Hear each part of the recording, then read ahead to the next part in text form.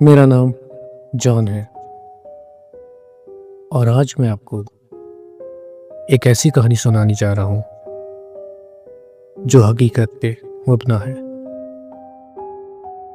ये कहानी मेरी अपनी ज़ाती है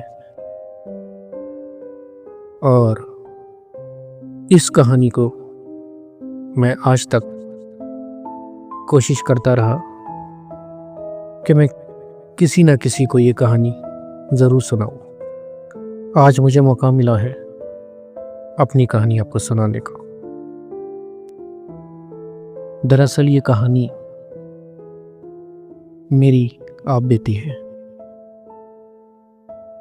आपने अपनी ज़िंदगी में कई कहानियां सुनी होंगी, लेकिन ये कहानी कुछ ऐसी है कि जिसे मैं अपनी ज़िंदगी में कभी भुला नहीं पाया हूं और ना भुला सकता हूं।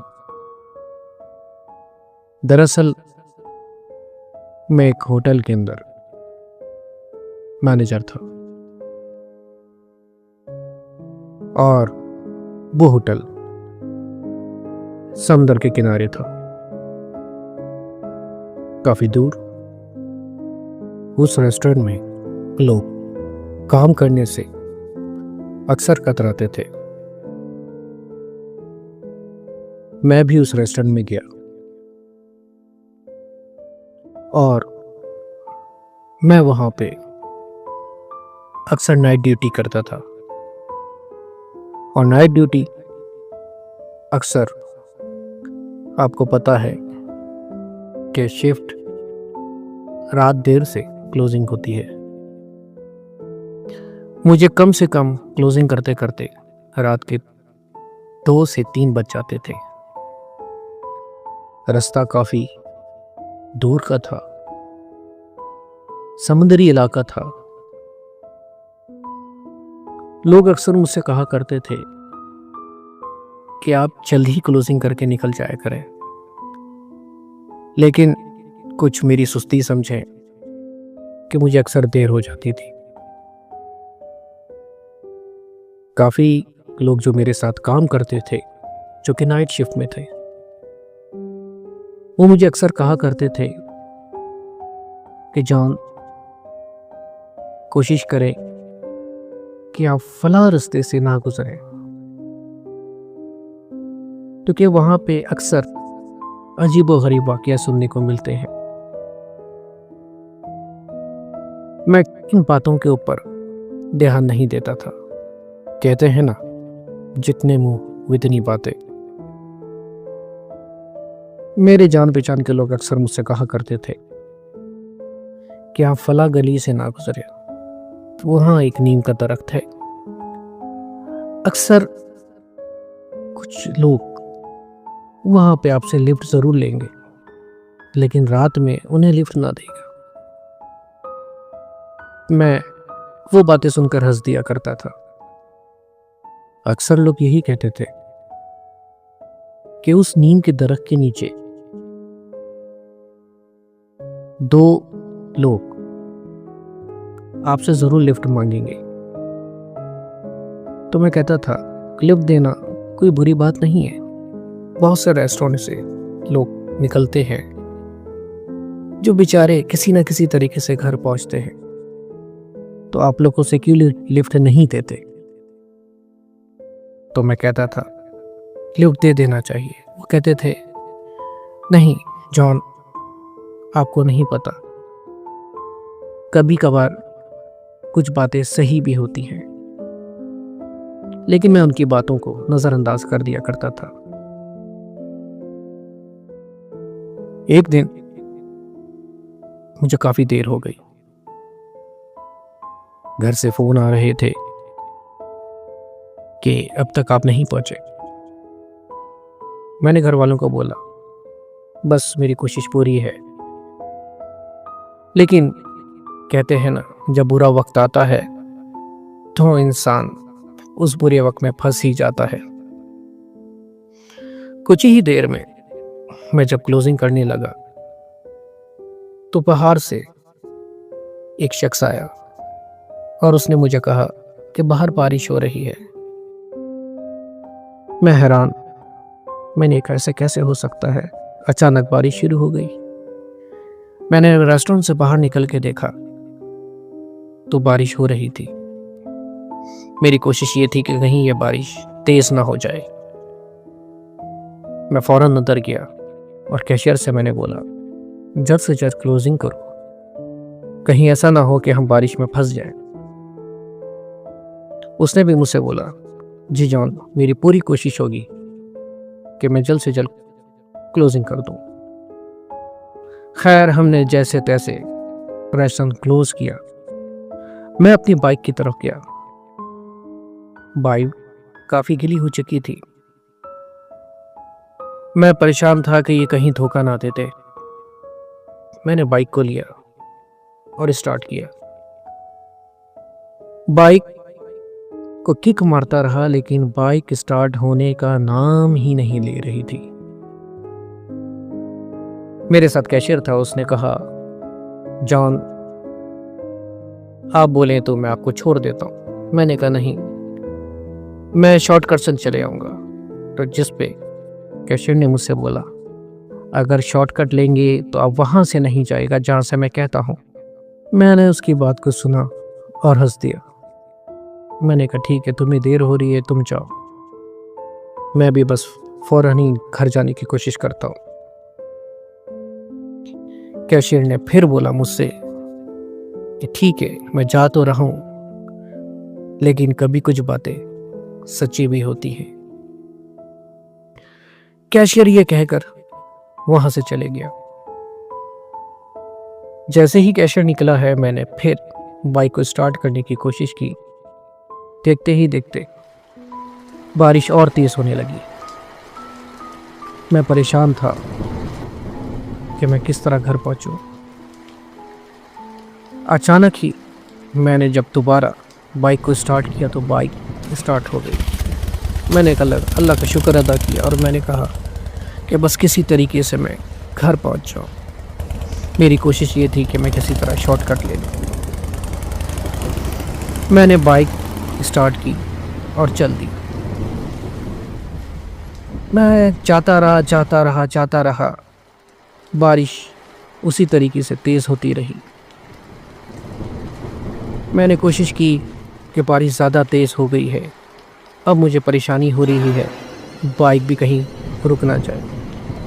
तो मैंने शॉर्टकट लेने का फ़ैसला किया। बस मेरा वो शॉर्टकट लेना था और मेरी ज़िंदगी की सबसे ज़्यादा भूल वहीं से हुई। मैंने फ़ैसला किया कि मैं नीम की दरख्त वाली गली से गुजर जाऊँ, और ऐसा ही हुआ और मैंने ऐसा ही किया। मैंने शॉर्टकट लिया और नीम के दरख्त वाली गली से मैं गुजरने लगा। रात का वक्त था, चारों तरफ अंधेरा था, दिखाई कुछ दे नहीं रहा था। बिजली जैसी ही कड़कती तो मुझे रोड दिखता, और रोड पे बेतहाशा पानी था, और वो गली के अंदर बस नीम के दरख्त ही थे। बारिश का शोर था, कुछ सुनाई नहीं दे रहा था, और मैं और बस मेरी बाइक बस रास्ते में चले ही जा रहे थे। मैं बाइक की स्पीड भी नहीं बढ़ा सक रहा था क्योंकि पानी कुछ इतना था कि वो साइलेंसर तक आ रहा था। मेरी कोशिश ये थी कि मैं जल्द से जल्द घर पहुंचूं। बस थोड़ी ही दूर और मेरा दिल ये कह रहा था, और मेरी कोशिश पूरी थी कि बस मैं मंजिल तक पहुंच जाऊं। थोड़ी ही दूर आगे ही गया तो मैं क्या देखता हूं कि दो छोटे कद के आदमी, या जिनको आप लोग बौना ही कह सकते हैं, वो कोने पे दरख्त के नीचे खड़े हुए थे। मैं परेशान था कि एक तो इतनी रात, गहरा अंधेरा, सन्नाटा, दूर दूर तक कोई नहीं, तो ये दो छोटे कद के इंसान ये यहाँ क्या कर रहे हैं। थोड़ा दिल में खौफ आया। मेरी बाइक आगे चल ही रही थी कि अचानक बिजली कड़कती और उनके चेहरे थोड़े बहुत नजर आते, फिर अचानक अंधेरा हो जाता। जितना मैं उनके करीब जा रहा था उतनी मेरी दिल की धड़कन बढ़ती जा रही थी और मेरे दिमाग में यही कई सवालात पैदा हो रहे थे कि आखिर इतनी रात में इतने पानी भरे, इतनी बारिश और इस तूफानी बारिश में ये दो अकेले इधर कर क्या रहे हैं। नीम के दरख्तों के नीचे वो कांपते हुए दोनों शख्स मुझे परेशान भी कर रहे थे और हैरान भी। मैं उनके करीब जैसे ही पहुंचा तो एक उछल कर मेरी बाइक के सामने आ गया। मैंने बाइक वहीं रोकी। जैसे ही मेरी बाइक उससे टकराई, मैंने ब्रेक मारे और मेरी बाइक वहीं बंद हो गई। मैंने परेशानी की हालत में उससे पूछा, क्या हुआ भाई, खैर तो है? आखिर आप मेरी बाइक के आगे क्यों आ गए? उस शख्स ने पहले तो कुछ नहीं बोला और वो मुझे घूरता रहा। काफी अंधेरा था, मुझे सही तरह उनके चेहरे भी नहीं दिख रहे थे। अचानक जब दूसरा कोने पे खड़ा हुआ था शख्स, उसने बोला, हमें लिफ्ट दे दो, हम काफी देर से यहाँ पे खड़े हैं, हमें मंजिल पे पहुंचना है, हमें मंजिल पे पहुंचा दो। मैंने कहा, मेरी बाइक वैसे ही खराब है और मैं काफी परेशान हूँ। मैं कोशिश करता हूँ आप लोग को मंजिल पे पहुंचाने की, लेकिन मेरी खुद बाइक बंद हो गई है। अगर आप लोग मेरी मदद कर सके तो बाइक को धक्का जरूर दे दिएगा। उन्होंने कहा, फिलहाल तुम बाइक स्टार्ट तो करो, मदद हम तुम्हारी कर ही देंगे। मैं थोड़ा खौफजदा था और उनके चेहरों की तरफ देखने की कोशिश कर रहा था। वो बहुत ही छोटे कद के लोग, मेरी समझ में नहीं आ रहा था कि आखिर नीम के दरख्त के नीचे इतनी रात में कर क्या रहे हैं। मैंने बाइक को किसी तरह स्टार्ट करने की कोशिश की, लेकिन बाइक स्टार्ट होने का नाम ही नहीं ले रही थी। मैंने एक शख्स से पूछने की कोशिश की कि भाई आप क्या करते हैं। उस बंदे ने मुझे फिर घूरना शुरू किया, लेकिन कोई जवाब ना आया। उसी का साथी दूसरे शख्स ने बोला, हम भी एक रेस्टोरेंट में काम करते हैं और हम वहां जोकर का काम करते हैं। मैंने देखा उनके हाथ में, जो कि कोने पे शख्स खड़ा था, एक थैली थी। उस थैली के ऊपर मेरी जब नजर गई तो मैंने पूछा कि इसके अंदर क्या है। तो उन्होंने बोला, जोकर का यूनिफॉर्म है। मैंने फिर उनके चेहरे की तरफ गौर से देखने की कोशिश की। इत्तेफाकन उसी वक्त एक तेज और रोशनीदार बिजली कड़की। जैसे ही मेरी नज़र उसके चेहरे पे गई, मैं खौफजदा हो गया। उनके चेहरे बिल्कुल खौफनाक थे। बड़ी बड़ी आंखें थी, गहरी बड़ी भौहें थी, दांत उनके ऐसे जैसे कि नुकीले, छोटे से कद के, और चेहरे के ऊपर जोकरों का फेस, जैसे अक्सर आप लोगों ने जोकरों को देखा होगा। लेकिन ये जोकर वो जोकर नहीं, बल्कि काफ़ी खौफनाक दिखाई दे रहे थे। मैं थोड़ा खौफज़दा हुआ और मैंने बोला कि या अल्लाह, आज तो खैर ही हो जाए। फिर क्या, मैंने अल्लाह का नाम लिया और बाइक फिर स्टार्ट करने की कोशिश की। मेरे दिल में ख्याल आया कि क्यों ना मैं इनसे धक्का लगवाऊं और इनको चकमा देकर बाइक स्टार्ट करके निकलने की कोशिश करूं। मैंने उनसे कहा कि एक काम करें, बाइक तो स्टार्ट होने का नाम नहीं ले रही है, आप लोग धक्का ही लगा दें। तो उसमें से एक जो कि छोटे कद का बौना था, उसने बोला ठीक है, मैं धक्का लगाता हूँ। मैंने कहा नहीं, पानी बहुत ज़्यादा है, एक से काम नहीं चलेगा, आप दोनों को धक्का लगाना पड़ेगा। ये सुनकर उसने मुझे, दूसरी ने अपना थैला मेरे हाथ में पकड़ा दिया। मैंने कहा मैं इस थैले को नहीं पकड़ सकता, अगर पकड़ूंगा तो मैं बाइक किस तरह स्टार्ट करूंगा, आपको थैला कोने में रखना पड़ेगा। वो राज़ी हो गया। मेरी कोशिश बस इतनी थी कि किसी तरह मैं उनके चेहरे ना देखूं, क्योंकि अगर मैं चेहरा देखूंगा तो मुझसे बाइक भी स्टार्ट नहीं होगी। उनके चेहरे इतने खौफज़दा थे कि मैं आप लोगों को बयान नहीं कर सकता। एक तो अंधेरा, ऊपर से बारिश और बाइक का बंद हो जाना, सारे मामलात लगता था मेरे ही साथ हो रहे हैं। मेरी कोशिश यही थी कि मैं किसी तरह इनको किसी तरह चकमा देकर फ़िलहाल यहाँ से निकलूं। बस क्या करना था, मैंने उन दोनों को बोला ये थैला आप साइड में रख दें और किसी तरह बाइक को धक्का दें।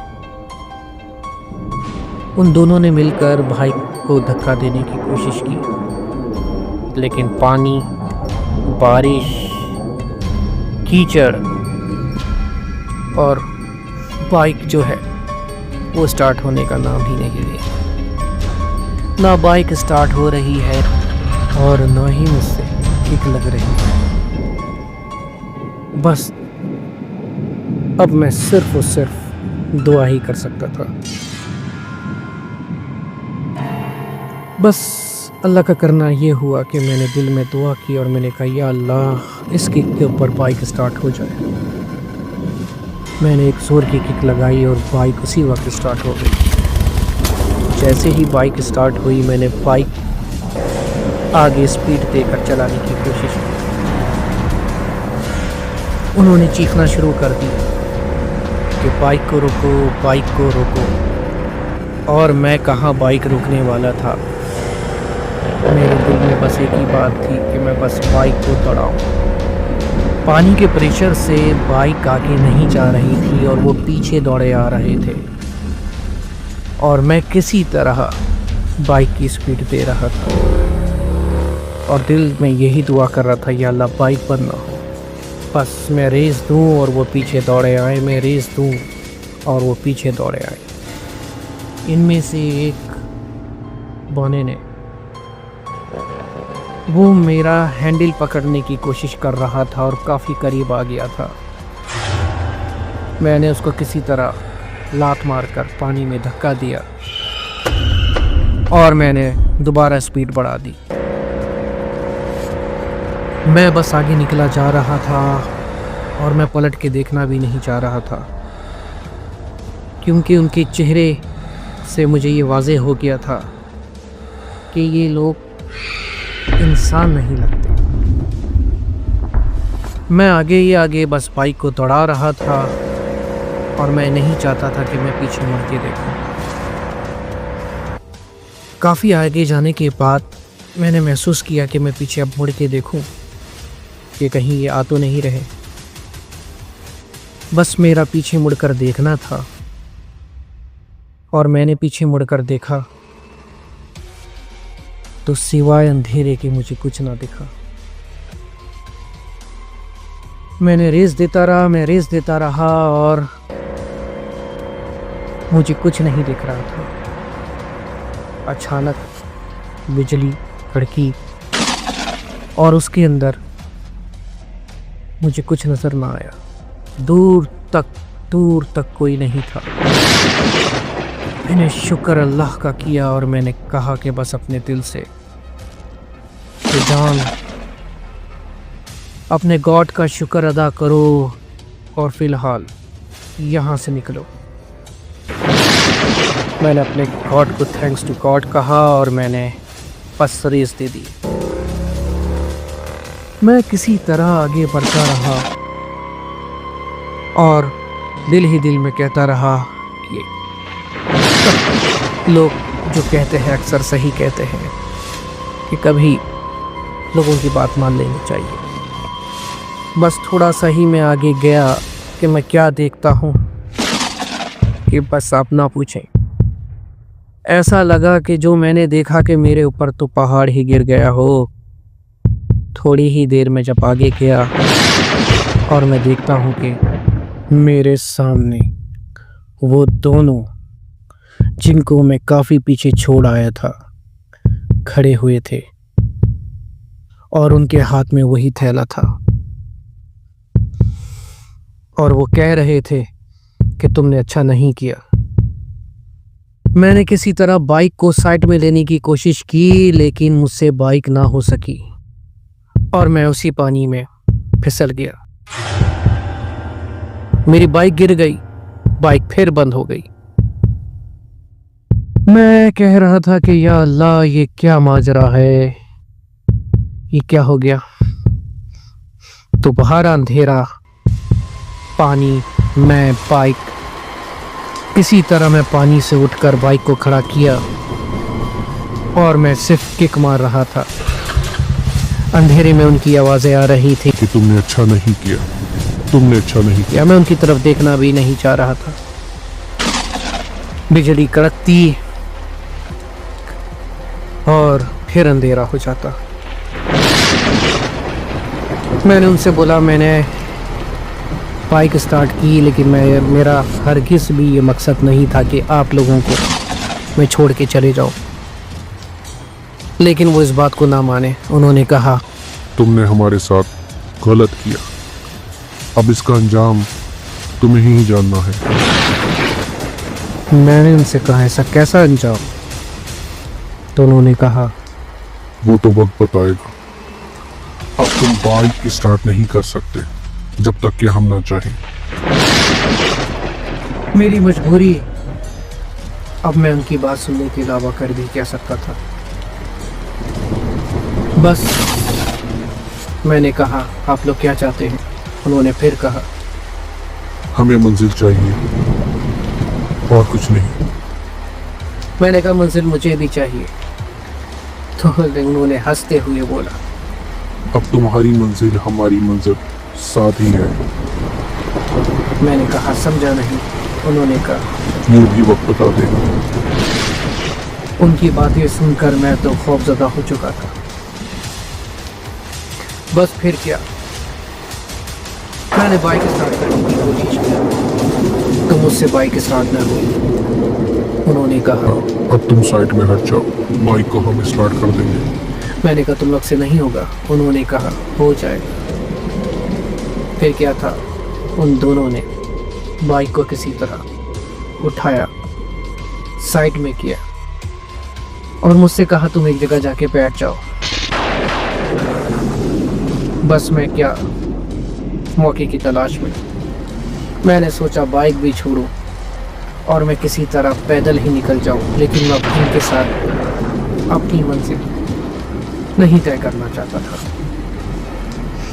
बस मैंने उनको बाइक दी और मैं साइड में जाके बैठ गया, लेकिन बारिश इतनी तेज थी कि रुकने का नाम नहीं ले रही थी। उन्होंने जैसे ही बाइक को हाथ लगाया और पता नहीं कैसे बाइक स्टार्ट हो गई। क्या जादूगर थे, क्या थे, मेरे तो समझ से बाहर था। उनमें से एक शख्स आया और उसने मुझसे बोला, तुम्हारी मंजिल आ चुकी है, अब हमारे साथ चलो। मेरे को समझ ना आया कि मैं इनके साथ जाऊं या भागने की कोशिश करूं। भागना भी आसान नहीं था। घुटनों घुटनों पानी था, चारों तरफ अंधेरा था और दरख्त ही दरख्त थे। इस वक्त मैं मजबूर था। मैंने सोचा यही फैसला लेना पड़ेगा और कुछ समझ नहीं आता। मैं गया और बाइक के ऊपर बैठ गया। रेस देता रहा। मैंने कहा वो बैठ जाओ। दोनों ने कहा हम बैठ चुके हैं। मैंने पीछे मुड़ के देखा तो वो दोनों बैठे हुए थे। मुझे महसूस ही नहीं हुआ कि वो कब बैठ गए। मैंने कहा एक के ऊपर एक बात, मतलब इस छोटा कद, इतना छोटा कद के आप सोच नहीं सकते कि उनको जब तक कोई हाथ देकर ना बिठाए। और इतना घुटनों घुटनों पानी में उनके तो पानी ही सीने तक आ रहा था। अचानक ये कैसे बाइक के ऊपर बैठ गए। मैंने कहा कहाँ जाना है। कहने लगे बस सीधा चलाते रहो। मैं बाइक को सीधा सीधा चलाता रहा और दिल ही दिल में सोचता रहा कि खुदा रहा ये रास्ता किसी तरह कट जाए। उन्होंने कहा क्या सोच रहे हो। मैंने कहा इस बारिश में क्या सोच सकता हूँ, इस अंधेरे में क्या सोच सकता हूँ, यही कि ये मंजिल कट जाए, ये वक्त कट जाए। कहने लगे कट जाएगा, हमारा भी वक्त कट गया था। मैंने कहा क्या मकसद, क्या कहना चाहते हो। उन्होंने कहा कुछ नहीं, बस बाइक चलाओ। मैं बाइक चला रहा था कि अचानक उन दोनों ने एक साथ बोला कि बस रुक जाओ। मैंने कहा क्यों। कहने लगे कहा ना रुक जाओ। उनकी आवाजें बदल चुकी थी। उनकी आवाजें इतनी खौफनाक थी कि मैं आपको बयान नहीं कर सकता।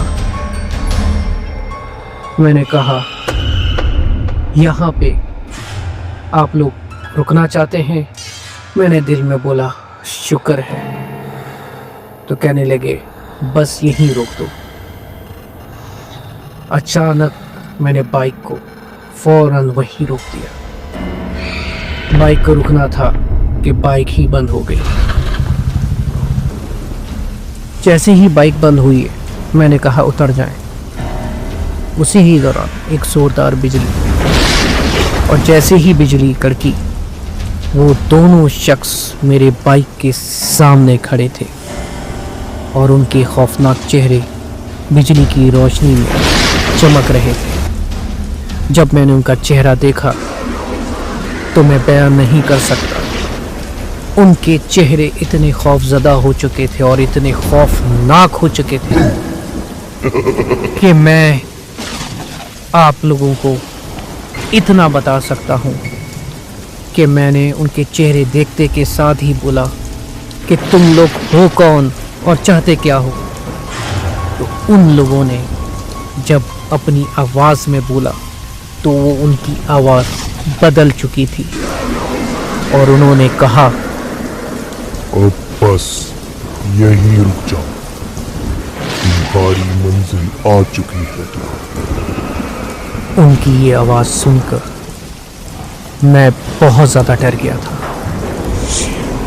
मैं समझ चुका था ये इंसान नहीं बल्कि जिन्नात हैं, और इन जिन्नातों को देखकर मेरे दिल में एक ही बात थी कि अब मेरा बचना मुमकिन नहीं। उन दोनों ने एक आवाज़ मिलकर बोला अब तुम कुछ नहीं कर सकते, सामने ही कब्रिस्तान है, उधर देखो।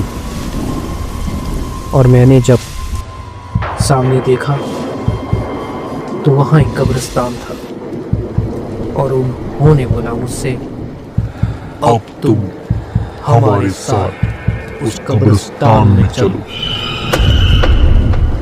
मेरा ये सुनना था और मैंने बोला जान आज तो तुम गए। मैंने कहा मैं कब्रिस्तान जाकर क्या करूँगा। उन्होंने कहा बस अब हम जो बोलेंगे वो ही तुम करोगे। मैंने कहा ठीक है, मैं बिल्कुल करूँगा, लेकिन मेरी भी एक शर्त है। वो शर्त तुम्हें माननी पड़ेगी। दोनों ने कहा आखिर वो तुम्हारी शर्त क्या है? मैंने कहा कुछ नहीं, बस मैंने कहा अगर मेरी मंजिल आ ही चुकी है तो ठीक है, लेकिन ये मेरी बाइक, इसको कहीं तुम महफूज जगह पे खड़ा कर दो। उन्होंने कहा हो जाएगा। मैं उनके साथ हो लिया और उन्होंने मेरी बाइक को कब्रिस्तान के गेट के साथ खड़ा कर दिया और उन्होंने कहा अब तुम हमारे साथ कब्रिस्तान के अंदर चलो। मैं नहीं चाहता था कि मैं इन जिन्नात से कोई ऐसा काम कहूं या करूं जिससे मुझे ही नुकसान पहुंचे। मैं उनकी बस बात मान रहा था और कुछ कर भी नहीं सकता था। मैं उनके साथ कब्रिस्तान में अंदर जाता रहा। कब्रिस्तान में पानी बहुत ज्यादा था। मेरे पैर उस वक्त काफी अंदर धंस रहे थे और मैं ये हैरान था कि ये छोटे कद के ये पौने ये पानी में डूब क्यों नहीं रहे। लेकिन जब मैं उनकी तरफ देखता तो हैरान हो जाता, क्योंकि वो दोनों पानी की सतह पे चल रहे थे और मुसलसल यकजा एक ही आवाज में कह रहे थे अब मंजिल करीब है, अब मंजिल करीब है। उनकी ये आवाजें सुनकर मेरा दम निकल रहा था और मैं कह रहा था माय गॉड, मेरे अल्लाह, किसी तरह ये वक्त गुजर जाए, ये लम्हा गुजर जाए। काश मैं अपनी दोस्त की बात मान लेता, काश ऐसा हो जाता, काश वैसा हो जाता, काश यूं हो जाता, लेकिन कुछ नहीं। बस उनके साथ मुझे चलना पड़ रहा था। हर तरफ कब्रें ही कब्रें थी, पानी ही पानी था। मैं काफी जोर लगाकर अपने पैरों के ऊपर आगे बढ़ रहा था। अचानक मैं देखता हूँ कि मेरी नजरों के सामने दो कब्रें हैं। वो दो कब्रें बहुत ही छोटी हैं और उन दो कब्रों के सिरहाने ये दोनों शख्स आके खड़े हो गए और कहने लगे ये देखो, हमारी मंजिल आ गई है। मैंने कहा क्या मतलब? बस उन्होंने कहा यही है हमारी मंजिल, यही हमारी कब्रें हैं। मैंने कहा क्या? कहने लगे हाँ, और उनकी आवाजें यकजा होकर बोली हम मर चुके हैं और यही हमारी कब्रें हैं और यही हमारी मंजिल है और अब तुम्हारी मंजिल भी यही होगी। मेरा ये सुनना था और अचानक मेरी आंखों के सामने अंधेरा आने लगा। मैंने कहा आज मेरा बचना मुश्किल है। उन दोनों ने फिर यकजा होकर बोला कि बस आज तुम्हारा आखिरी दिन है, जो मांगना है मांग लो। और अचानक उन दोनों ने एक जोरदार चीख मारी। इतनी खौफनाक चीख मैंने आज तक नहीं सुनी। उन चीखों के अंदर तकलीफ, दर्द था और वो चीखते जा रहे, रोते जा रहे। उन दोनों ने अपना हाथ पकड़ा और उन्होंने कहा कि बस यही हमारी मंजिल और तुम भी हमारे साथ हो। अचानक ही बिजली कड़की और मैं उनकी चेहरों की तरफ देखता हूँ तो उनके चेहरे इतने खौफनाक हो चुके थे कि मैं बयान नहीं कर सकता। बस उन दोनों ने चीख मारी और वो इतनी जोरदार चीख थी कि मैंने अपने दोनों कानों को अपने हाथों से बंद कर लिया और वो चीखे जाए। और उनकी जो आखिरी चीख उन्होंने मारी और उन्होंने कब्रों में अपने छलांग लगा दी। जैसे ही कब्रों में उन्होंने छलांग लगाई वो गायब हो चुके थे, वो मुझे दिखाई नहीं दिए। मैंने बहुत कोशिश की कि वो मुझे दिखाई दें, लेकिन अंधेरे की वजह से मैं खुद परेशान था। मैंने चारों तरफ देखा, वो मुझे नहीं दिखाई दे रहे थे, लेकिन उनकी चीखें ज़रूर सुनाई दे रही थी। उनकी चीखें बढ़ती जा रही थी और बहुत खौफनाक थी। मैंने अपने कानों पे हाथ रखा हुआ था, चारों तरफ से चीखें आ रही थी, कब्रों से अजीब व गरीब आवाज़ें आ रही थी, चीखों पुकार था। वो गायब हो चुके थे और कब्रों से उनकी सिर्फ चीखें आ रही थी। ये चीखें इतनी बढ़ गई थी कि चारों तरफ कब्रों से सिर्फ और सिर्फ चीखें आ रही थी। आवाज़ें बढ़ती गईं और यहाँ तक कि इतनी बड़ी कि मेरे आंखों के सामने अंधेरा आया और मैं वहाँ गिर कर बेहोश हो गया। अंधेरे में, बारिश में, सन्नाटे में मैं कई घंटे उस बारिश के पानी में पड़ा रहा, कब तक कि मुझे कुछ होश नहीं था। यहाँ तक कि सुबह हो चुकी थी। सुबह जैसे ही मुझे होश आया तो मैं देखता हूँ कि मेरे सामने एक गोरकन खड़ा है और वो मुझे उठाकर कह रहा है कि भाई खैरियत तो है, यहाँ क्यों हो? लगता है कि रात में बारिश में यहीं सो गए हो। मैंने शुक्र खुदा का किया और मैंने कहा शुक्र है कि मैं जिंदा हूं। मैंने उस भाई को फौरन अपने गले से लगाया और मैंने कहा शुक्र है कि मैं जिंदा हूं। उसने कहा खैर तो है? मैंने कहा हाँ खैर है।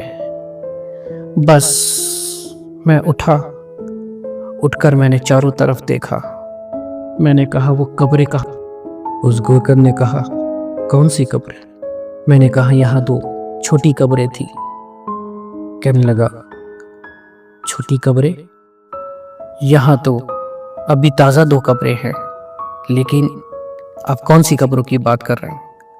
मैंने कहा ये 2 ताज़ा छोटी कब्रें, लेकिन यहाँ तो 2 पक्की कब्रें थी। कहने लगा नहीं, यहाँ तो कल रात ही बहुत बारिश थी और मैं उस बारिश की वजह से कब्रिस्तान नहीं आया था, लेकिन हाँ यहाँ पे 2 पक्की कब्रें नहीं बल्कि 2 कच्ची कब्रें हैं और ये 2 कच्ची कब्रें काफ़ी पुरानी हैं।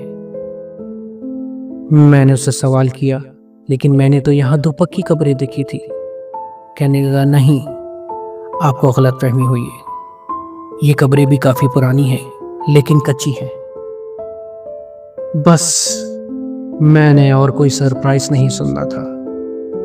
मैं वहां से फौरन निकला और मैंने अपनी बाइक को स्टार्ट किया और किसी तरह घर पहुंचा। घर जाते ही मैंने ये बात किसी को नहीं बताई, क्योंकि मैं खुद नहीं समझ पा रहा था कि ये मेरे साथ हुआ क्या है, और ये बातें बताना भी किसी की समझ से बाहर थी। लेकिन इंसान की जिंदगी में कुछ वाकयात ऐसे हो जाते हैं जो इंसान समझ नहीं पाता। ऐसे हालात से इंसान बहुत बहुत गुजरता है। आप लोग भी गुजरे होंगे और बहुत से लोग गुजरे होंगे, लेकिन खुश नसीब होते हैं वो लोग जो लोग बच जाते हैं। उनमें से मैं एक था। बस यही थी मेरी कहानी थी। ये कहानी आपकी भी हो सकती है, मेरी भी, लेकिन आज से मैंने ये फैसला जरूर किया कि कभी किसी की बात को सुनकर नजरअंदाज नहीं करना चाहिए, बल्कि मान लेना चाहिए, क्योंकि जिंदगी के अंदर जिन्नात भी हो सकते हैं और होते हैं।